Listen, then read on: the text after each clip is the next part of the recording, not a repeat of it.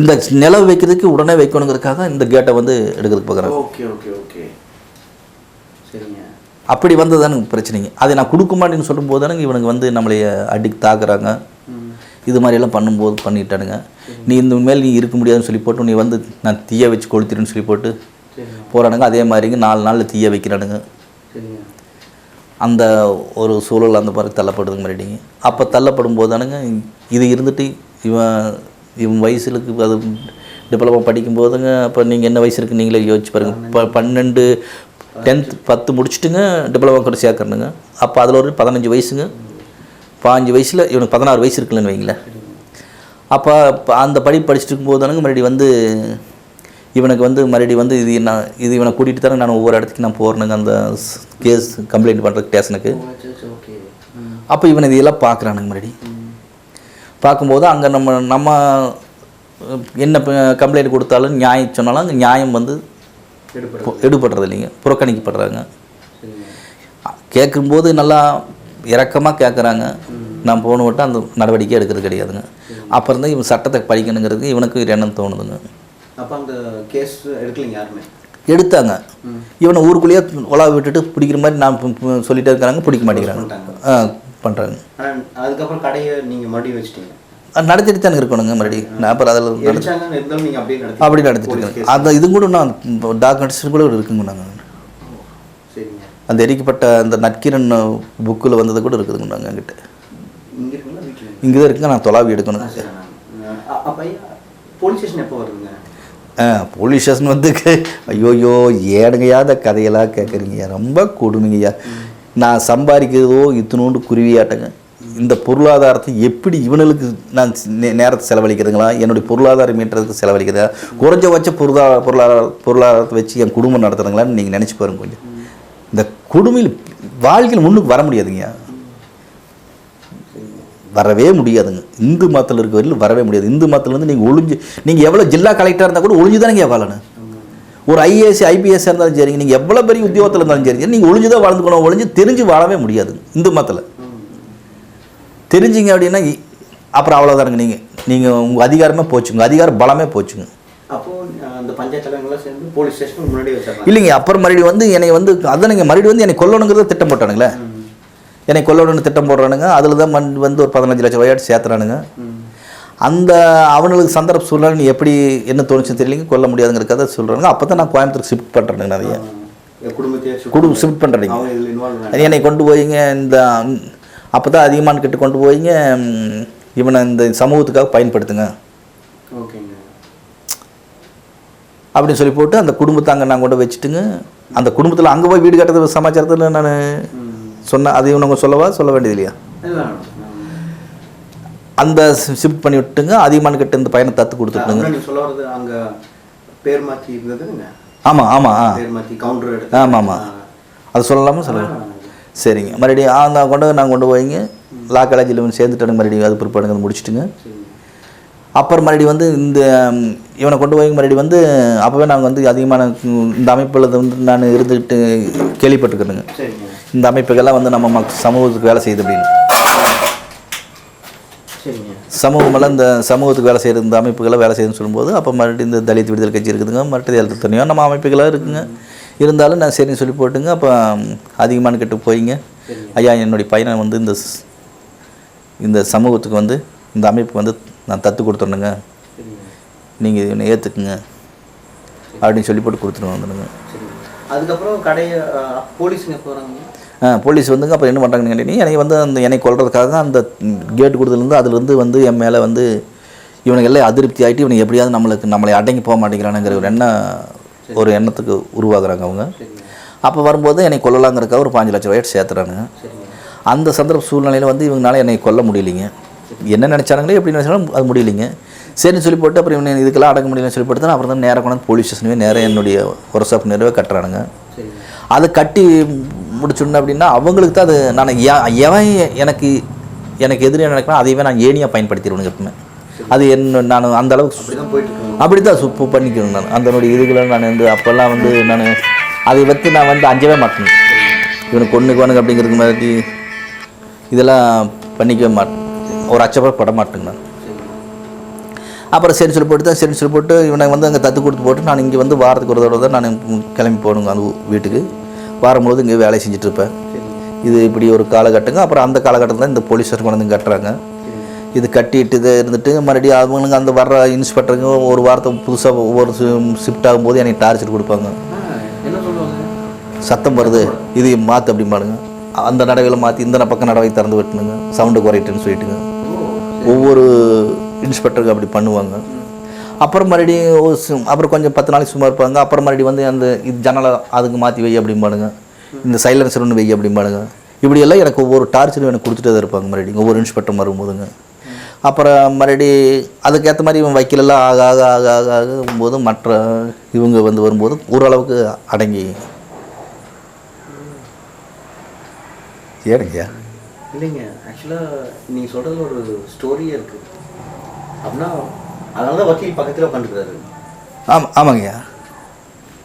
அப்புறம் மறுபடி வந்து பட்ட கஷ்டத்தில் அதனால தான் வக்கீலே இப்போ கடைசியில் பக்கத்துலேயே வச்சுட்டுங்க. அங்கே அதுக்கு மேலேங்க அவனுங்க அந்த ஸ்டேஷனை விட ஒரு அடி அதிகமாக கட்டி தான் வச்சுருக்கணுங்க. அது என் மகன் அந்த போலீஸுக்கு அங்கேருந்து பதில் சொல்கிறேன்னா என் மகன் அதை விட ஒரு அடி மேலே ஏறி தான் நான் பதில் சொல்லணுங்கிறக்காக தான் அந்த ரேஞ்சுக்கு நீங்கள் டீப் லெவலில் வச்சு பார்த்தீங்கன்னாலும் கூட இந்த ஆஃபீஸ் அந்த ஒரு அடி மேலே இருக்குங்க. அதுக்கு எதாவது பிரச்சனை பண்ணாங்களா? எதுங்க? எப்போ நிப்பாட்டினாங்க இந்த பிரச்சனையெல்லாம்? இவன் வக்கீலானு தெரிஞ்சுன்னா அப்புறம் நிப்பாட்டிட்டாங்க. அப்புறம் வர்ற இதுகள் அப்புறம் வந்து 10 நாளைக்கு வந்தோடனே டாய் டூம்பாங்க. என்னுடைய தோட்டத்தை பார்த்துட்டு நான் வேஸ்ட் கட்டி கிராமத்தை நாட்டுக்காக சொல்லிங்கிறதுக்காக டாய் டூம்பாங்க. அப்புறம் ஒரு 10 நாள் பக்கத்தில் இருக்கிற போலீஸ்காரங்க ஏடுகளெல்லாம் விசாரிப்பாங்க. இவன் இன்னும் எப்படி பண்ணுறான், எப்படி இருக்கு, யார் எவன் அப்படின்னா அப்படிங்கிறது எப்படி அப்படிங்கிறது அவன் பகந்தேனுங்க வக்கீலுங்க அப்படி இப்படின்னு சொல்லும் போது அப்புறம் மறுபடி இது வேண்டாங்கிற மாதிரி அப்புறம் நம்மளுக்கு நிப்பாட்டு பண்ணுங்க. அதுக்கு முன்னாடியில் இந்த அந்த நடவை அங்கே நடவை வச்சுங்க, அந்த சைலன்ஸில் அங்கே வச்சுங்க, இந்த சட்டரில் வச்சுங்க, சவுண்டானதால் தூக்கிங்க பின்னாடி வச்சுங்க வேலை செஞ்சுங்க. அந்த முன்னாடி வச்சு வேலை செய்ய முடியாதுங்க, அந்த கொடுமையில் காலாகிங்க. இப்போ எந்த பிரச்சனை இல்லைங்க. இப்போ இல்லைங்க, பிரச்சனை இல்லைங்க. இப்பவும் ஒரு நாளைக்கு அதிகாரி வர்றன்னு சொல்லுவாங்க கொஞ்சம் கம்மி பண்ணிக்கணும். அப்போ அந்த டயத்தில் ஒரு 1/2 மணி நேரம் 1 மணி நேரம் வேலையை நிறுத்துவாங்க. அந்த சூழலும் ஏற்படுதுங்க. இருந்தாலும் அவங்க ஒரு பரிவாரமாக சொல்லும்போது நம்மளுக்கு கொஞ்சம் மைக் பேசும்போது இடத்துல இருக்குன்னு சொல்லும்போது நான் அதை நிறுத்தணுங்க. ஆனால் இனிமேல் பிரச்சனை பண்ணுவாங்களா? நீ எப்படியும் சொல்ல முடியாதுங்க. என்னென்னு கேட்டிங்கன்னா ஒரே ஒரு நீலவேந்தன் மட்டும் எனக்கு ஒரு பெரிய ஒரு பலத்தை குறைச்சிட்டு போட்டு போயிட்டானுங்க. அது மட்டும் எனக்கு நல்லா தெரியும். அது மட்டும் என் மனசில் ஆதங்கப்பட்டு இருக்குதுங்க. இது வரையிலுங்க இப்படி ஒருத்தன் வாழ்ந்தால் இவங்ககிட்ட நம்ம எதுவும் பண்ண முடியாதுங்கிற நிலைமையை உருவாக்குறானுங்க. இவன் போன விட்டு எனக்கு அந்த மனசில் அந்த பலம் போயிடுச்சுங்கிற மட்டும் என் மனசுக்கு பலம் போயிடுச்சுங்கிற மாதிரி எனக்கு தோணுது. அப்படி ஒரு கணக்கு இருக்குது. சரி, சம்சாரத்தை வந்து அவங்க அப்பா அம்மா வந்து என் தங்கச்சி கல்யாணம் பண்ண சொல்லும்போது அவங்க பிள்ளைக்கு வந்து கல்யாணம் பண்ணி கேட்கும்போது நான் சொல்கிறேனுங்க என் தங்கச்சிகளுக்கெல்லாம் கல்யாணம் பண்ணிட்டு தான் பண்ண முடியும் அப்படிங்கிறக்காக நான் சாக்காடு சொல்கிறேனுங்க. சாக்காடு சொல்லணும்னா அவங்களே வந்துட்டாங்க. என் தங்கச்சிக்கு வந்து ஒரு மாப்பிள்ளையை பார்த்து அவங்க சொந்தத்துலேயே மாப்பிள்ளை போட்டு கல்யாணம் பண்ணுறதுக்கு ஏற்பாடு பண்ணி விட்டாங்க. அப்புறம் மறுபடியும் வந்து சரி சொல்லி போட்டு பண்ணணுன்னா அப்புறம் ஒரு 6 மாதம் கழிச்சு நீங்கள் வந்து உடனே வந்து பார்த்து கேட்குறாங்க மறுபடியும் இந்த மாதிரி கல்யாணம் முடிச்சுட்டு பண்ணிக்கிறேன்னு சொன்னீங்களா, இப்போ பண்ணிக்கங்க அப்படின்னு சொல்கிறாங்க. அப்போ நான் சொன்னேங்க எனக்கு கல்யாணமே வேண்டாங்க அப்படிங்கிற மாதிரி நான் சொன்னேன். நீங்கள் பேச்சை மாற்றுறீங்க, இதெல்லாம் நல்லா இல்லைங்கன்னு சொல்லி போட்டு அவங்க பொண்ணையே கொண்டு எங்கள் வீட்டில் விட்டு போட்டு போயிட்டாங்க. சரிங்க, என் சம்சாரத்தையும் கொண்டு வீட்டில் விட்டு போட்டு போயிட்டாங்க. அப்புறம் தாலி எதுவுமே கட்டல, கோயில் எதுவுமே கட்டலிங்க. அப்புறம் நான் முறை பிரகாரம் பார்த்து அப்புறம் நான் கல்யாணம் பண்ணிட்டேன். அப்புறம் அது அவங்களே பண்ணுவாங்க இல்லைங்களா.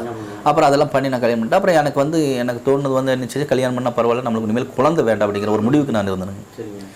குழந்தைக்கு ஏன் வேண்டாம்ங்கிற ஒரு முடிவுக்கு இருந்தேன்னா நான் பட்ட கஷ்டங்களும் வந்து இன்னல்களும் வந்து தீண்டாமை கொடுமையில் சிக்கிட்டு நான் பட்ட துன்பங்களை வந்து இனிமேல் நான் இன்னொரு அடிமை உருவாக்கி அந்த குழந்தை வேதனைப்படக்கூடாதுங்கிற எண்ணம் என்கிட்ட ரொம்ப ஆழமாக இருந்துச்சு. அப்போ எங்கள் சம்சாரம் கர்ப்பமானோடனே நான் ஒரு டாக்டர்கிட்ட கூட்டிகிட்டு போகிறேங்க. அந்த டாக்டர்கிட்ட கூட்டிகிட்டு போனோன்னா அவர் வந்து அந்த டெலாஸ்கோப் எடுத்துகிட்டு என்னை அடிக்க வராருங்க. ஏன் அவனாலும் குழந்தை கிடைக்கிறதே கஷ்டம், எத்தனை தவம் இருக்கிறானுங்க, எத்தனை கோயில் குளத்துக்கு போகிறானுங்க, எவ்வளோ செலவழிச்சிட்டு இருக்கிறா, உனக்கு குழந்தை கிடைச்சுன்னா அவ்வளோ கேவலமாக தெரியுதுன்னு சொல்லிவிட்டு என்னை அடிப்பாங்க. நான் அவர்கிட்ட சொல்ல முடியாத ஒரு நிலைமைங்க. அப்போ நான் திரும்பி சரின்னு சொல்லிட்டு கூட்டிகிட்டு வந்துட்டுங்க. அப்போல்லாம் எனக்கு வந்து இந்த இப்போ இருக்கிற அளவுக்கு நான் ஒரு நாகரிகமாக இதெல்லாம் பார்த்தாதுங்க, கருவை கலைக்கிறதுக்கு என்ன விஷயங்கிறது எனக்கு தெரியாது இல்லைங்களா. அப்போ நான் விட்டுட்டுங்க. அப்புறம் அவன் பிறக்கிறானுங்க. அவன் பிறந்த உடனே மறுபடியும் வந்துங்க உடனே வந்து அப்போ என் சம்சாரத்துக்கு வந்து அப்போ நான் உடனே ஒரு முடிவு பண்ணிட்டேங்க. இனிமேல் இவன் பேரை சொன்னால் கூட இந்த சமூகத்தில் பிறந்தவன்னு சொல்லக்கூடாதுங்கிறக்காக தானுங்க சுருக்கி பேர் வைக்கணுங்கிற எண்ணம் எனக்கு தோணுச்சுங்கப்பா. அப்போ சுருக்கி பேர் வைக்கணுங்கிற போது என்ன பேர் வைக்கலாங்கிற எண்ணம் தோணும் போதுங்க உடனே வந்துங்க எனக்கு ஒரு ராமசாமின்னு வச்சாலும் நீங்கள் ராமன் தான் கூப்பிடுவானுங்க, பழனிசாமின்னு வச்சாலும் பழனின்னு தான் கூப்பிடுவானுங்க. இப்படி தான் பண்ணுவாங்க, இந்த சமூகத்தில் பண்ணுவாங்க. அது எனக்கு வந்து ரொம்ப என் மனசுக்கு அச்சுறுத்தலாக இருந்துச்சு. இப்படியே நம்மளை கூப்பிட்டு இழிவுபடுறாங்களே, அப்போ அந்த பேரை கேட்டால் கூட நம்மளுக்கு நம்ம சமூகத்தை தெரிஞ்சுக்கிறாங்களா, அப்போ அந்த பேரை சொன்னால் கூட இவங்க சமூகத்தில் வந்து தெரிஞ்சுக்கூடிய அளவுக்கு ஒரு பேர் வைக்கணும் அப்படிங்கிறதுக்காக ரொம்ப யோசிச்சுனுங்க. அப்போ சொல்லும்போது என்ன ஆச்சுன்னா, சரி ஏதாவது ஒரு 2 எழுத்தில் முடிகிற மாதிரி ஒரு பேர் செலெக்ஷன் பண்ணுங்க, அதில் ஸ்ரீதரன் வச்சுருங்க. அதில் எனக்கு கிடைச்ச பேர் வந்து சாமி பக்திக்காகவோ இல்லைன்னா வேறு எனக்கு இந்த இந்து மதமாக இருக்கிற பற்றுக்காக நான் வச்சது கிடையாது. இதையே சுருக்கி கூப்பிட்டுருக்கோம், இதுக்கு மேலே சுருக்கி எங்கேயுமே போனது இல்லைங்க. நான் எனக்கு விவரம் தெரிஞ்சு விட்டு எங்கள் அப்பா என்னை கூட்டிகிட்டு போய் மொட்டையெல்லாம் அடிச்சிருக்காருங்க, காது குத்திருக்காருங்க, எல்லாமே பண்ணியிருக்காருங்க. எனக்குன்னு சமூகத்தில் வந்து நான் எப்போ நம்ம வந்து வாழ்க்கையில் வந்து நம்ம நீங்கள் 1 இன்ச்சு முன்னேற வரையில் அந்த பிரச்சனை இல்லைங்க. 1 இன்ச்சு முன்னேறும் போது அந்த பிரச்சனையே உருவாதுங்க. நீங்கள் வாழ்க்கையில் வந்துங்க, நீங்கள் இந்த சாக்கடையில் அந்த நீங்கள் உங்கள் பாட்டில் நீங்கள் அந்த ஊருக்கு வெளியே இருந்து போய் அடங்கிட்டு ஊருக்கு வெளியே வந்து ஊருக்குள்ளே வந்து ரோட்லேயே போக பிரச்சனை இருக்காதுங்க. நீங்கள் இன்னொரு டம்ளர் ஏன் எனக்கு 2 டம்ளர் நீங்கள் அவங்க கொடுக்குற டம்ளர் எனக்கு கொடுக்கலின்னு கேட்டிங்கன்னா உங்களுக்கு பிரச்சனை தானுங்க. நாம் தனி டம்ளர் நம்மளுக்கு கூட வச்சுருப்பானுங்க, அதில் எடுத்துகிட்டு பிடிச்சிட்டு போயிட்டா பிரச்சனை இருக்காதுங்க. அதனால தான் பிரச்சனைங்க அப்படி. அப்போ அதனால் அவனுடைய வந்து அப்புறம் மறுபடி வந்து அவனுக்கு ஸ்ரீதரன் பேர் வச்சிடணும். அப்போ ஸ்ரீதரன் பேர் வச்சணுன்னா அவனிருந்து அதுலேருந்து நான் ஒரு முடிவு பண்ணியிருக்கேன்னு எனக்கு பட்ட இன்னல்கள் வந்து எனக்கு நினைவு தெரிஞ்சதுக்கு அப்புறம் நான் சாமி கூட நான் நிறுத்திட்டுனுங்க. அப்போ நான் பெரியார் வந்து இதே மாரியம்மன் கோயிலுக்கு மீட்டிங் போட்டு வரேங்க, பெரியாரை நான் பார்க்கணுங்க. துணைவியாருங்க அவங்க சாமி கும்பிடுவாங்க. இன்றைக்கி வெளியே நான் அந்த அவனுடைய இது வந்து நான் தலையிட மாட்டேங்க. காரணம் என்னென்னா அவங்களுடைய விருப்பம் சொல்லுவணுங்க. இந்த மாதிரி அது ஒரு கட்டாயப்படுத்தியோ நம்ம அவங்களோட நம்ம ஒரு அவங்களுடைய சந்தோஷத்தை நான் கொடுமைப்படுத்துற மாதிரி எனக்கு தோணுது. நீலவேந்தன் கோயிலுக்கோ குளத்துக்கோ போனதே கிடையாதுங்க. அது மாத்திரம் சொல்லிடுவோம். அதனால தான் நீங்கள் அப்போ அவன் பிறக்கிறானுங்க. அப்புறம் அதுக்கு பிறக்கும்போது அவன் தங்கச்சியும் பிறக்குதுங்க ஒரு 3 வருஷம் கழிச்சுங்க. அந்த 3 வருஷம் கழிச்சு போச்சு, அதுக்கு ஏற்ற மாதிரியே ஒரு பேர் இருக்கணுங்க. அதுக்கு ஸ்ரீமதின்னு பேர் வச்சுங்க. அதுதான் அப்படிங்களா? ஸ்ரீமதி ஸ்ரீதர். ஓகே ஓகேங்க. ஸ்ரீமதி சுருக்கி கூட முடியாது, அதை சுருக்க முடியாதுங்கிறக்காக அதுக்கு பேர் ஸ்ரீமதின்னு சொல்லி அதுக்கு அந்த ஒரு கம்பெனிக்கு சேர்ந்ததுன்னா அதோட கோடு ஒரே மாதிரி இருக்கணுங்கிறக்காகத்தானுங்க, அந்த குடும்பத்தை சேர்ந்தவங்க இப்படி தான் இருக்கணுங்கிறக்காகத்தானுங்க மறுபடியும் வந்து அவனை ஸ்ரீதரன் வச்சுட்டு என் பொண்ணுக்கு வந்து ஸ்ரீமதின்னு வச்சுருங்க. அன்னையிலேருந்து அவங்க 2 பேர்த்தும் ஒரே மாதிரி வளர்த்தணுங்க. சாமி கும்பிட வைக்கக்கூடாதுங்கிறது அவங்க சொல்லணுங்க. சார் நான் சொன்ன விஷயம் சொன்னேன், அம்மா சாமி கும்பிடு, நான் அதுக்காக அம்மாவை தடுக்கும் பண்ணும்போது நீங்கள் சாமி கும்பிடக்கூடாது, நீங்கள் தெரிஞ்சுக்குங்க. இந்த மாதிரி இந்து மதத்தில் இருக்கும்போது அன்னையிலேருந்து நான் அடிவயத்தில் படுக்க வச்சுட்டு நான் சொல்லிகிட்டே இருப்பேன். டெய்லி இன்றைக்கி காலையில் நான் பள்ளிக்கூடம் அனுப்புறதுலேருந்து அனுப்பிச்சுடுங்க, நைட்டு வந்தோடனே என் வயிற்றில் அடிவயத்தில் படுக்க வச்சுட்டு கேட்பணுங்க, இன்றைக்கி அங்கே என்னென்ன பேசினேன், என்னென்ன நடந்தது, இதுக்கெல்லாம் நான் கேட்டே இருப்பேனுங்க. அப்போ அவங்க நடக்கிறதெல்லாம் அங்கே சொல்லுவாங்க. இந்த டீச்சர் இப்படி சொல்லிச்சு, நான் இதுக்கு பதில் சொன்னேன், அந்த பையன் இப்படி பண்ணா இப்படி சொல்லிச்சு அப்படிங்கிற மாதிரியெல்லாம் சொல்லுவேன். நான் அதுக்கு தகுந்த மாதிரியே அவங்கள சொல்லிவிடுங்க. இந்த மாதிரி பண்ணுறான், அந்த மாதிரி பண்ணுறான், இதுக்கு ஏற்ற மாதிரி இப்படி நீ நடந்திருக்கணுங்கிற மாதிரி காலேஜ் வரலும் அந்த டிப்ளமா படிக்க வரலும் அதுதான் தத்து கொடுக்க வரலும் நான் எடுத்துக்கிட்ட பிரச்சனைங்க. அது மாதிரி அந்த அமைப்பில் போய் தத்து கொடுக்க வரலுங்க, இதையும் நான் எடுத்துக்கிட்ட பிரச்சனைங்க. அப்புறம் உலக ரீதியான இதெல்லாம் தெரிஞ்சுக்கிட்டு போயிங்க அந்த அமைப்பு ரீதியாக வந்து அவன் வந்து நிறைய கற்றுக்க வேண்டிய ஒரு சூழல் அவனுக்கு சமூகத்துக்கு வெளியே கொண்டு போகிறத அவனை என்னுடைய மூலிமா தெரிஞ்சுக்கிட்ட பிரச்சனை சமூகத்துக்கு வெளியே கொண்டு போகிறானுங்க. இப்போ அப்படி கொண்டு போகிறதானுங்க. இப்போ அந்த ஆதித்தமிழர் பேரெல்லாம் நீங்கள் தத்து கொடுத்துருங்க. அதிலிருந்து அவனுடைய பல போராட்டங்களிலும் எது எடுத்தாலும் சரி பயப்படவே மாட்டான். அவன் வாழ்க்கையில் பயம்ங்கிறது இன்றைக்கி வெளியும் கிடையாதுங்க. இப்போ இலங்கை இராணுவ தளவாடங்கள் கொண்டு போகும்போதுங்க அதை வழி மறைச்சி போராட்டம் நடத்தணும்னு 2வது அக்யூஸ்ட்டு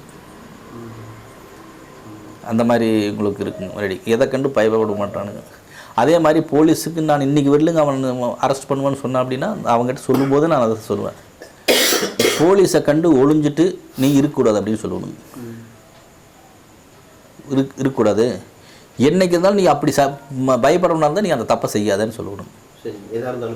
நீ அதை செய்யாத, உனக்கு பயப்படவனுக்கு எதுக்கு அந்த தப்பு செய்யணும் அந்த மாதிரி நான் சொல்லணுங்க. அது அதனால் வந்து என்றைக்குமே வந்துங்க அவனுடைய போராட்டங்களும் சரிங்க, அதை வந்து இந்த மாதிரி தான் செய்வானுங்க. போலீஸ் நான் போலீஸுக்கார்ட்ட போய் நிம்மதியாக தூங்க, நாளைக்கு 2 நாள் கழிச்சு வரேன் வெளியூரில் இருக்கானுங்க, அவன் இருக்கிற தூரத்தை சொல்லுவானுங்க, இந்த தூரத்தில் இருக்கானுங்க, அவன் வரக்கு 2 நாள் ஆகிடுங்க, அந்த மீட்டிங்கெல்லாம் முடிச்சுட்டுங்க. திருநெல்வேலியிலேருந்து அவன் இன்றைக்கி நைட் மீட்டிங் இருக்குங்க, அந்த மீட்டிங் முடிச்சுட்டு இன்றைக்கி வருவானுங்க. வர்றதுக்கு வந்து அங்கே சேரதுக்கு 2 நாள் ஆகிடுங்க. மறுபடியும் அதனால் 2 நாள் வேலை ஒன்றும் பிரச்சனை இல்லைங்க, நீங்கள் இங்கே இருங்க, கண்டிப்பாக நீங்கள் நிம்மதியாக போய் தூங்க, உங்கள் மேலதிகாரி சொல்கிறாள்கிட்ட தூக்கத்தை கெடுத்துட்டு அலையாதீங்கன்னு சொல்லுவாங்க. நான் ஃபோன் ஆஃப் பண்ணி வச்சிட்டா ஃபோன் ஆஃப் தான் இருக்குங்க. ஏன்னு கேட்டிங்கன்னா 2 நாளைக்கு மேலே அவங்ககிட்ட சார்ஜ் இருக்காதுங்க. சார்ஜ் இல்லாதனால அவன் போய் வேறு எங்கேயுமே போய் சார்ஜ் போட்டுக்க மாட்டானுங்க. நீங்கள் அதனால் நீங்கள் பயப்படாதீங்க, எனக்கு பப்ளிக்லேருந்து ஃபோன் பண்ணுவோம் அப்படிங்க. அந்த ஃபோன் பண்ணும்போது உங்களுக்கு நான் இந்த தகவலும் நான் சொல்லிடுவேன், அதனால் நீங்கள் நம்பி போங்க அப்படின்னு சொல்கிறேன். ஒரு கட்டத்தில் வந்து பார்க்கும்போது பார்த்தீங்கன்னா ஒரு ட்ரிப்பு எப்படி தருங்க, அந்த இவன் போலீஸ் தேடுதுங்க. எங்கள் வீட்லேயே வந்து முன்னாடி உட்காந்துட்டு இருக்குதுங்க ஒரு வேனை. அந்த வேனை உட்காந்துருக்கும்போது நான் சொல்கிறேனுங்க, மறுபடியும் வந்து இந்த மாதிரி போங்க, நீங்கள் போய் இருங்க, ஏங்க எங்கள் வீட்டில் காவல் காத்துட்ருக்கிறீங்க, சிரமப்படாதீங்க, அவங்க வந்துடுவாங்க, வந்தோடனே உங்களுக்கு தகவல் கொடுக்குறேன், நீங்கள் உங்கள் ஃபோன் நம்பர் கொடுத்துட்டு போங்கன்னு சொல்கிறேன். அவங்க நம்பிக்கைப்படாமல் மறுபடியும் இருக்காங்க. அப்புறம் நான் சொன்னேனுங்க, இந்த இடத்துக்கு வரேன், இந்த இடத்துக்கு வரேன், அந்த 2 நாள் தகவல் கொடுத்துட்டே இருக்கிற அப்படிங்க நான் சொல்லிட்டு வந்தேனுங்க. அப்புறம் நான் மட்டும் சொன்னேங்க, நான் இவ்வளோ தூரம் உங்களுக்கு ஹெல்ப் பண்ணுறேனுங்க, உன்னை போனால் எப்போ வருவானு எனக்கு தெரியாதுங்க. அவங்க அம்மா மட்டும் ஒரு பிரியமாக வந்துங்க, தோரம்பருப்பு குழம்பு அவனுக்கு பிடிக்குங்க, அவங்க அம்மா ஆக்கெல்லாம் பிடிக்குங்க, அதை மட்டும் குளிச்சுட்டு சாப்பிட்டு போட்டு வந்துட்டு நீங்கள் கூட்டிகிட்டு போயிருங்க, அதுக்கு மட்டும் எனக்கு ஒரு சந்தர்ப்பம் கொடுங்க அப்படின்னு சொல்லி நான் கேட்குறேனுங்க. அவர் போலீஸ்கார் அதுக்கெல்லாம் சரி சரின்னு சொல்லி போட்டுங்க, வந்தோடனே ஏற்றிட்டு போயிட்டாங்க மறுபடியும், வீட்டுக்குள்ளே விட்லிங்க. அப்போ நான் மட்டும் அது போலீஸ்காரர்கிட்ட போய் நான் கேட்டேனுங்க. அப்புறம் நான் பார்த்துட்டு அவர் பார்க்குற அவன் முகத்தில் முடிக்கிறதுக்கு எனக்கு கஷ்டமாக போச்சு. நீங்களும் ஒரு மனிதர்களே அல்ல, நான் எவ்வளோ நாணயமாக நடந்துக்கிட்டேன், நான் எவ்வளோ ஒரு கீழே இருந்தாலும் கூட, வறுமை கோட்டில் கீழே இருந்தாலும் கூட நான் எவ்வளோ நேர்மையாக நம்ம கூட நடந்துக்கிட்டேன், அந்த நேர்மைக்கு நீங்கள் கொஞ்சம் கூட எனக்கு விசுவாசம் காட்டல அப்படின்னு சொல்லி நான் நினச்சிட்டு போயிட்டேங்க. அப்புறம் ஒரு நாள் கூப்பிட்டு அதே இன்ஸ்பெக்டர் இதே ஸ்டேஷனில் கூப்பிட்டேனே ரொம்ப மன்னிப்பு கேட்டார். ஐயா, நீங்கள் இருக்கிற வயசுக்குன்னு உங்களுடைய வார்த்தையை நான் காப்பாற்ற முடியல அப்படிங்கிற போது எல்லாம் வருத்தப்பட்டேன் அப்படிங்க. அது மாதிரி சில சம்பவங்களை நீங்கள் எடுத்துட்டீங்க அப்படின்னா நிறையா அந்த மாதிரி பிரச்சனைகளில் இது பண்ணுவோம் அப்படிங்க.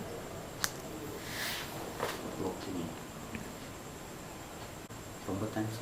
நான் கேட்கணும்னு சொல்லிடுறேன். இப்போ அந்த அமைப்பிலே பல போராட்டங்கள்லாம் நடத்திருக்கேன் அப்படிங்க. அந்த மற்ற நான் அந்த தத்து கொடுத்து விட்டுங்க. அப்போ அந்த அமைப்புக்கு நீங்கள் போய் கேட்டிங்கன்னா அவங்க எங்கெங்கே போராட்டம் நடத்துனாங்க, எவ்வளோ அவனுடைய இந்த சமூகத்துக்கு பணி அவனுடைய தேவை இருந்திருக்குங்க தெரியுங்க. கடைசியாக கொடுங்க இப்போ இந்த இவன் பயிரான விட்டுங்க மறுபடியும் வந்து எனக்கு வந்து அந்த அஸ்தி கூட இன்றைக்கி அந்த எந்த மத சடங்கு பிரகாரம் நான் செஞ்சு தோணலைங்க. எனக்கு இந்த சமூகத்துக்கே பயன்பட்டுங்கிறதுக்காக கொண்டு போய் கொடுத்துட்டாங்க. அது மாத்திரம் கொஞ்சம் சொல்லுங்கள், கோச்சுக்காதீங்க. சரி, ஹாஸ்பிட்டல்லேருந்து கொண்டு போகிறீங்க இல்லைங்களா? ஆமாங்க. கொண்டு போய் உங்கள் குடும்பத்தில் நிறைய பேர் சொல்லியிருப்பாங்க, சாங்கியம் பண்ணுங்க, சம்பிரதாயம் பண்ணுங்கன்னு. ஆமாங்க. அந்த சூழ்நிலை மாத்திரம் கொஞ்சம் சொல்லுங்கள். இல்லைங்க, நான் என் சமூகத்துக்கே வந்துங்க என்னுடைய சொந்த பந்தத்துக்கு அத்தனை பேர் தெரியும். இவன் வந்து சாமி கும்பிட மாட்டான், இவன் இந்த மத சடங்குகளை ஏற்றுக்க மாட்டானுங்கிறது மட்டும் எல்லாருக்கும் தெரியுங்க. அதனால் வந்து என்கிட்ட வந்து என் வீட்டில் சுற்று வட்டாரத்தில் வந்து என் குழந்தைகிட்டே சம்சாரத்துக்கிட்ட மட்டும் பேசுவாங்க, என்கிட்ட மட்டும் அந்த விஷயத்தை மட்டும் யாருமே பேச மாட்டாங்க. அப்போ அந்த பிரகாரம் நான் வந்து தெளிவாக இருப்பேனுங்க. இந்த நானே என்னை வந்து ஒரு கட்டத்தில் அந்த என்னை கொல்லணும்னு நினச்சின்னு இருக்கும்போது இவனுங்கிட்ட நான் சொல்லியிருக்கீங்க, இந்த மாதிரி நீ எனக்கு ஏதாவது ஒரு அசந்தர்ப்பம் ஏற்பட்டுச்சு அப்படின்னா எந்த மத பிரகாரம் யாராவது சொன்னாங்கன்னு சொல்கிறது நீ செஞ்சிடாத அப்படின்னு நான் சொல்லி வச்சுருக்கேன் இல்லைங்களா. எனக்கே நான் செய்யக்கூடாதுன்னு சொல்லி இருக்கும்போது நான் மட்டும் என் மகனுக்கு எப்படி நான் அதை செய்யணும்னு சொல்ல முடியும்? அந்த வகையில் நான் தெளிவாக இருப்பேன் இல்லைங்க. இந்த மதங்கள் வந்து எனக்கு வந்து சாத்தியமில்லாத ஒரு பிரச்சனை. மனது உணர்வுகளுக்கு மரியாதை தராத ஒரு மதத்தை கிட்ட நான் போய் என்னென்ன நான் சடங்கு ஏற்றுக்க முடியுங்க. அதனால் அவருடைய வந்து இதுவரையிலும் நான் வந்து அவனுங்களுக்கு வந்து எனக்கு என்னைக்கு மனிதனாக அவன் மதிக்கலையோ, எனக்கு ஊருக்கு வெளியோ இன்றைக்கி ஒதுக்குப்புறமாக வச்சுருக்காங்களோ, அப்படி படைத்த அப்படி நினைக்கிற மதத்துலேயும் சரிங்க. அதே மாதிரி மற்ற மதங்களுக்கு எனக்கு உடன்பாடும் இல்லை. எனக்கு வந்து எந்த மதத்து மேலே எனக்கு உடன்பாடு கிடையாது. நம்ம காலங்களின் நம்ம உழைப்புகளை அவங்களும் ஒவ்வொரு விதமாக சுரண்டுறாங்க. இவங்க அதிகமாக சுரண்டுறாங்க, அவங்க கொஞ்சம் கொஞ்சம் மறைமுகமாக சுரண்டுறாங்க, அவ்வளோதான் பிரச்சனை. அதை என்னால் அப்படித்தான் உணர முடியுதுங்க அதையே. அப்போ அப்படி இருக்கிற நிலையில் வந்து அவன் நல்லா இந்த சாமி இல்லைங்கிறது வந்து ரொம்பவே உணர்ந்துட்டானுங்க. பல மீட்டிங்லேயே பேசியிருக்கானுங்க. பல உணர்வு அவனுடைய தெளிவு அவனுடைய அறிவு என்னாலேயே மற்றவங்களாலேயெல்லாம் இந்த சமூகத்தில் பெரும்பாலானாலும் ஈடுகட்ட முடியாதுங்க. மாத்திரம் பேச மாட்டாங்க, போய் பேச மாட்டாருங்க. அப்புறம் ஏன்னா நிறைய இயக்கத்தில் இருக்கிறவங்க, எல்லா இயக்கத்திலும் இருக்கிறவங்க சரி வெளியே வந்து அம்பேத்கர் பேசுவாங்க. ஆமாங்க, வீட்டுக்குள்ள போய் சாமி கும்பிட்டுக்குவாங்க. ஆமாங்க, அந்த பொய் மட்டும் பேச மாட்டேன் அப்படிங்க. அந்த மாதிரி பொய் பேசுறது அவங்ககிட்ட அந்த ஒரு இதே கிடையாதுங்க. அதான் நீங்கள் ஒரு உதாரணத்துக்கு நான் ஒரு தீப்பெட்டி வாங்கிட்டு வர சொன்னேன்னா, அவன் சின்ன ஒரு வயசில் அவனுக்கு விவரம் தெரிஞ்ச வயசு இல்லைங்க, அந்த தீப்பெட்டி வாங்கிட்டு வர முடியலைங்கிறதுக்காக அவனை அழுதுவனுங்க. அதனால் அவனால் முடியலன்னு சொல்கிறதுக்கு இருக்காதுங்க. அது மாதிரி பொய் பேசவே மாட்டானுங்க. அந்த மாதிரி ஒரு சொல்லுங்க. அதனால மறுபடியும் வந்து அந்த அஸ்தியை கொண்டு போய் இந்த சமூகத்துக்காக எரிக்கும்போது எந்த சாங்கியம் ஒன்றும் இல்லைங்க, அப்படியே கொண்டு போய் உள்ளே போய் எரிச்சிட்டு வந்துட்டீங்க. நைட்டுங்க எனக்கு வந்து 3:30 மணிக்கு தகவலுங்கய்யா. சரிங்க, தகவல் சொல்கிறாருங்க. அதை மட்டும் தான் எங்கிட்ட சொல்ல வேணாம்னு சொன்ன ஒரு கட்டங்க. அந்த போலீஸ்காரர் சொல்லும்போது எங்கள் அப்பா யார்கிட்ட சொன்னாலும் எங்கள் அப்பா கிட்ட மட்டும் சொல்லாதீங்க, அவர் ரொம்ப வருத்தப்படுவாருங்க அப்படிங்கிற ஒரு இது மட்டும் அவங்ககிட்ட இருந்துருக்குதுங்க. சரிங்க. அதான் முதல்ல போலீஸ்கார்ட்ட சொல்கிறேன். ஆமாம், என்னை பற்றி சொல்லும்போது போலீஸ்கார்ட்ட சொல்லும்போது அதை சொல்லியிருக்க அப்படி. எங்கள் அப்பா கிட்ட மட்டும் சொல்லாதீங்க, அவருனால தாங்க முடியாதுங்க, என்னை வளர்த்துன முறை அந்த மாதிரி நினச்சிட்டு சொல்லியிருப்பேன் போடு. அதெல்லாம் அவனுடைய கால்குலேஷன். என்னை பொறுத்தவரையில் இன்றைக்கி நான் சில சமயங்களில் கூட இந்த மாதிரி அவன் பக்கத்தில் இவன் உட்கார வச்சுட்டு அவன் கையை பிடிச்சிட்டு ஒவ்வொரு இடத்துலையும் நான் சொல்லிட்டேன், இது கை, இந்த கை இதெல்லாம் வந்துடா என்னுடைய ரத்தம் சதைடா, இதுக்கு நான் ஒரு ஈய எறும்பு கடிக்காத அளவுக்கு நான் பார்த்துக்க வேண்டியது என்னுடைய கடமை, அதுக்காக மரியாதை கொடுத்து ஒரு கல்யாணம் பண்ணிக்கிடா அப்படின்னுலாம் சொல்லியிருக்கேன். கல்யாணம் மட்டும் நான் பண்ண மாட்டேன் அப்படின்னு சொல்லுவேன். வேலை செய்வோம் என்னங்க வேலை செய்ய. ஆமாம், இந்த இயக்கத்துக்காக நான் இந்த இயக்கத்துக்கு நான் போக முடியாது. அப்போ என்னை வந்து அரெஸ்ட் பண்ணி போடுவாங்க, என்னை வந்து ஏதாவது ஒரு விதத்தில் ஏதாவது ஒன்று நடக்கு.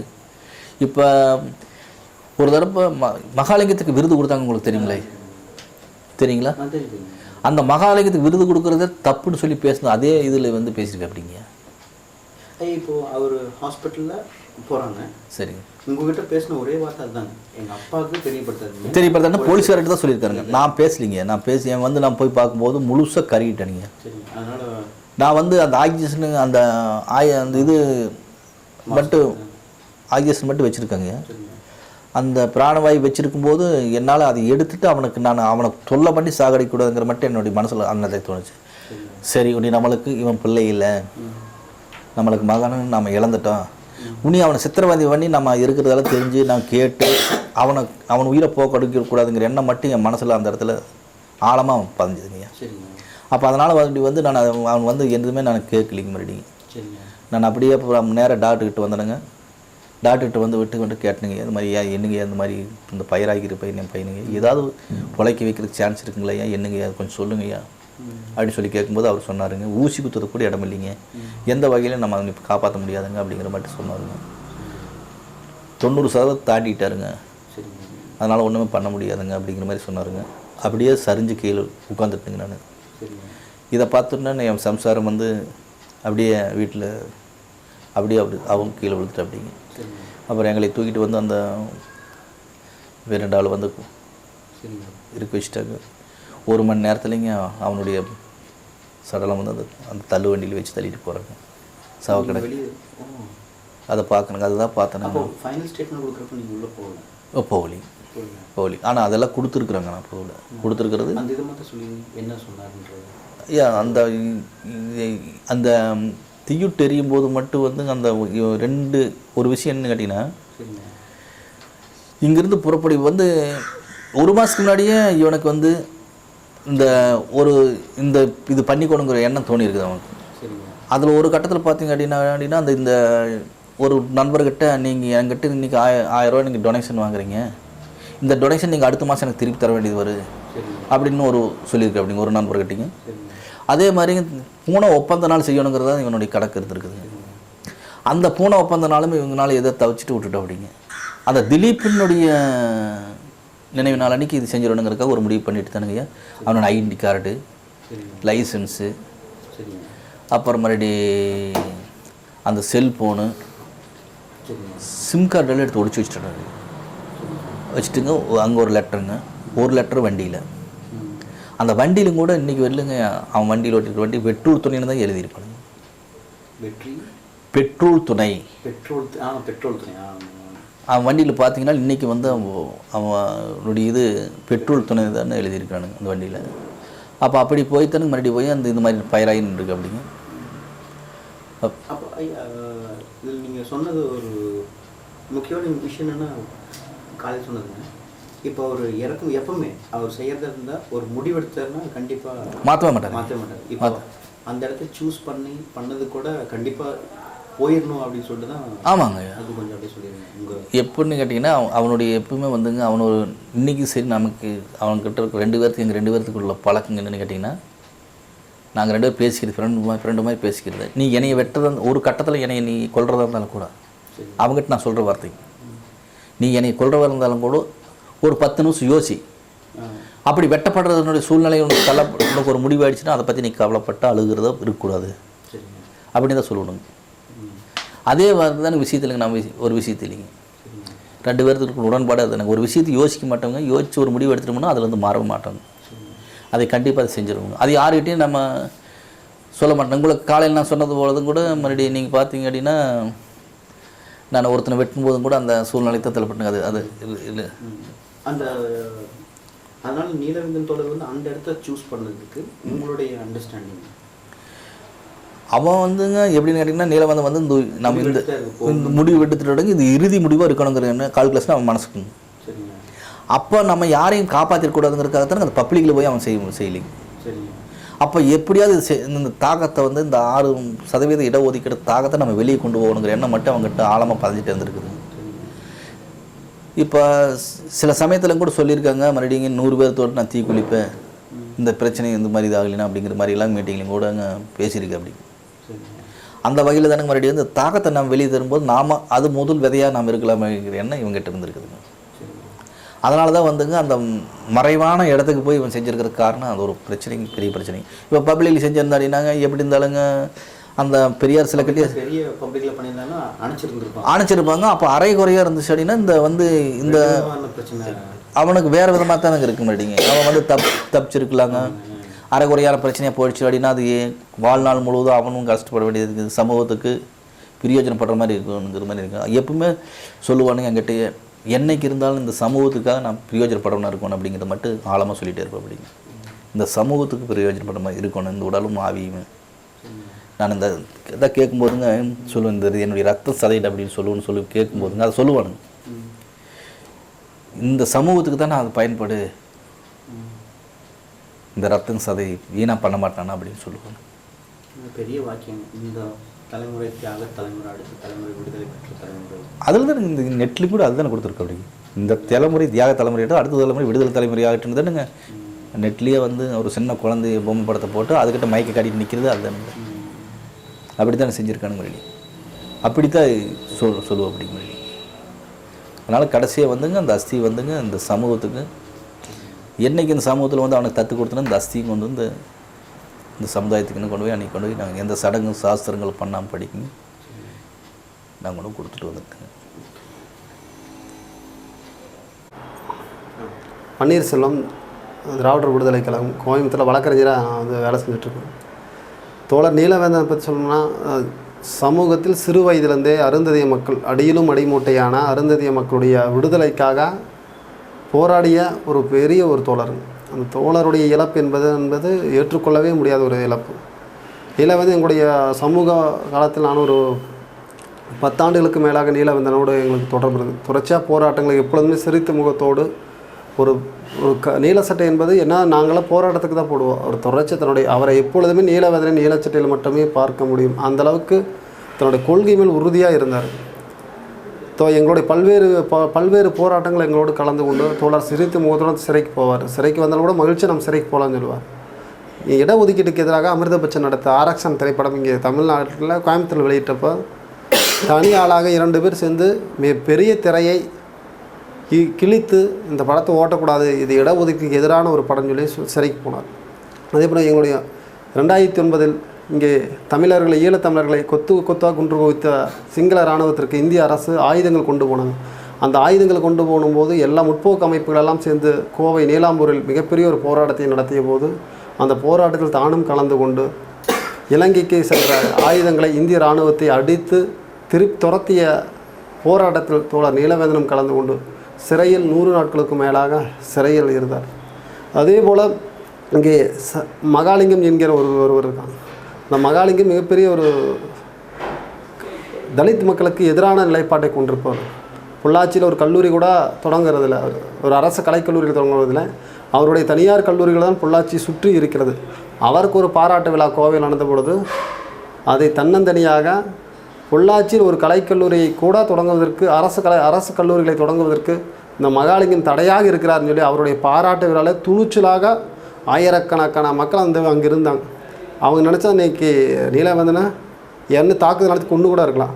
ஆனால் அதையெல்லாம் பயப்படாமல் துணிச்சலாக தான் கொண்ட கொள்கை உறுதியாக இருந்த தோழர் நீலவேந்தன் அவருடைய மரணம் என்பது எங்களுடைய அருந்ததிய சமூகத்திற்கும் எங்களை போன்ற வழக்கறிஞர்களுக்கும் ஈடு செய்ய முடியாத இந்த இழப்பு. தன்னுடைய இதில் கூட கடைசியில் சொல்கிறோம், இந்த தலைமுறை தியாக தலைமுறையாக இருக்கட்டும், அடுத்த தலைமுறை விடுதலை தலைமுறையாக இருக்க வேண்டும் என்ற ஒரு நோக்கத்தை உள்வாங்கி கொண்டு தொடர்ச்சியாக போராடினார்.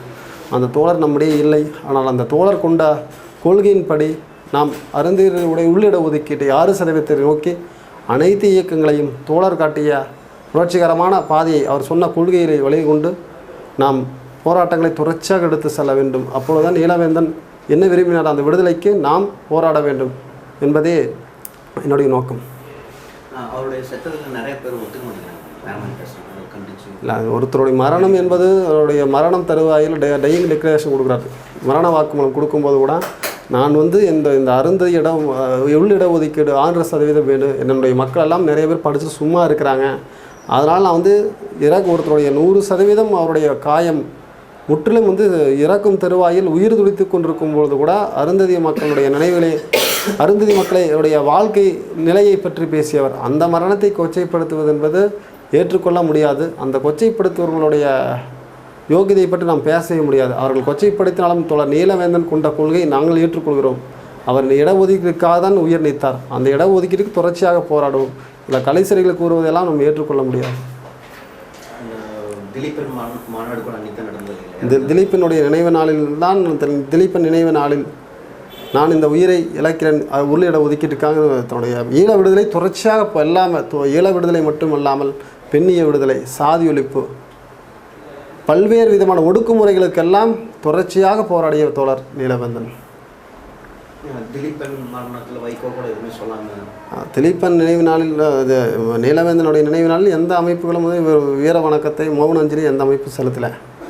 திருமாவளவன் அந்த கூட்டத்தில் அடுத்த நாள் திருமாவளவன் தன்னுடைய கூட்டத்தில் நீலவேந்தனுக்கு மௌன அஞ்சலி செலுத்தினாங்க.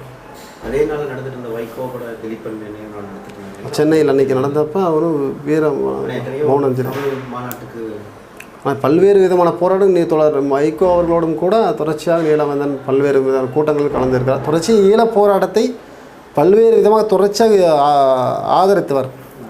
ஈழ விடுதலை திருப்பூரில் துண்டறிக்கை அடித்து அதில் பல்வேறு விதமான வழக்குகளுக்கு சிறை சென்றவர். ஈழ விடுதலைக்காக துண்டறிக்கை ஒட்டியதுக்காக காவல்துறையினால் கைது செய்யப்பட்டு சிறைக்கு போனார். இங்கே நீலமுறையில் இராணுவ வண்டி தாக்குதலுக்கு சிறை சென்று உள்ள பல்வேறு விதமான போராட்டங்கள் தொடர்ச்சியாக நீலவேந்தன் சிறைக்கு சென்றனர். அந்த இராணுவ உடைச்சதில் ஆயத்தமிழர் இருக்கிறார். ஆமாம், ஆனால் அப்போ அவர் ஒருத்தர் தான் வந்தார். எல்லா அமைப்புகளும் வந்தார். அவர் அமைப்புகளை எப்பொழுதுமே பார்க்குறதில்ல. எங்கே பிரச்சனை நடக்கிறதோ அந்த பிரச்சனை தன்னுடைய போய் தானாக நாங்கள் ஒவ்வொரு கூட்டங்கள் நடத்தினாலும் கூட அவர் பெயர் போடலன்னு கூட பார்வையாளராக நின்று கூட்டத்தை ரசிக்கக்கூடியவர். மேடை கூப்பிட்டா கூட நான் பார்வையாளராக தான் வந்திருக்கிறேன், நான் கூட்டத்தை தான் பார்க்க வந்திருக்கேன்னு சொல்லுவார். அந்த மாதிரி எளிமையான ஒரு தோழர். உங்களுடைய நட்பு மூலியமாக ஏதாவது இம்பார்ட்டன்ட் சம்பவம் இருக்குல்ல? தொடர்ச்சியாக ஈழ விடுதலைக்காக நாங்கள் பல்வேறு விதமான போராட்டங்களை நடத்துவோம். அதை எப்போ சிரித்து முகத்தோடு வாங்க டீ சாப்பிடலான்னு சொல்லுவார். நாங்கள் பெரும்பாலும் சந்தித்த வார்த்தைகள் டீ சாப்பிடலாம் போராட்டம், இந்த போராட்டம் நல்லா சிறப்பாக பண்ணீங்க அப்படின்னு தோழர் சொல்லுங்கள். ஸோ போராட்டங்களை பற்றி மட்டுமே பேசுவோம், வேறு எதுவும் பேசுகிறதுக்கு வாய்ப்பில்லை. சொல்லிடுங்க. இல்லை, அவனுடைய ஆசையை ஒரு பெரிய இந்த சமூகத்தை செய்யணுங்கிற எண்ணம் மட்டும் இருந்துச்சுங்க. ஒரு 10 ஏக்கரை நிலம் வாங்கி அதில் அம்பேத்கர் யூனிவர்சிட்டின்னு வச்சு ஒரு வருஷத்தில் 100 பேருக்கு அவன் தயார் பண்ணி அனுப்பணுங்கிற எண்ணம் மட்டும் அவங்ககிட்ட இருக்கும். அந்த 100 பேர் ஒவ்வொரு 100 பேர் தயார் பண்ணால் அந்த இதுக்கு விழிப்புணர்வாகி அந்த மக்களை பெரிய லெவலில் கொண்டு போகணுங்கிற எண்ணம் மட்டும் அவங்ககிட்ட நம்ம ஆழமாக இருந்துச்சு. அது அடிக்கடிக்கு நிறையா நண்பர்கள் கிட்ட கூட சொல்லியிருக்காரு. இந்த மாதிரி நான் ஒரு 100 ஏக்கர் நிலம் வாங்கினேன், இந்த 10 ஏக்கர் நிலம் வாங்கினேன், அதில் ஒரு 100 பேர் அது வருஷம் வெளியே நான் படித்து அனுப்புனேன் அப்படிங்கிற இருந்துச்சு. அந்த ஆசை நிறைவேற்ற போயிட்டேன். கடைசி அது அவன் நினச்சது ஒரு 20 வருஷத்துக்கு இருந்திருந்தால் அதை செஞ்சுருப்பானுங்க. அந்த ஒரு இது மட்டும் வந்துட்டு ரொம்ப ஆழமான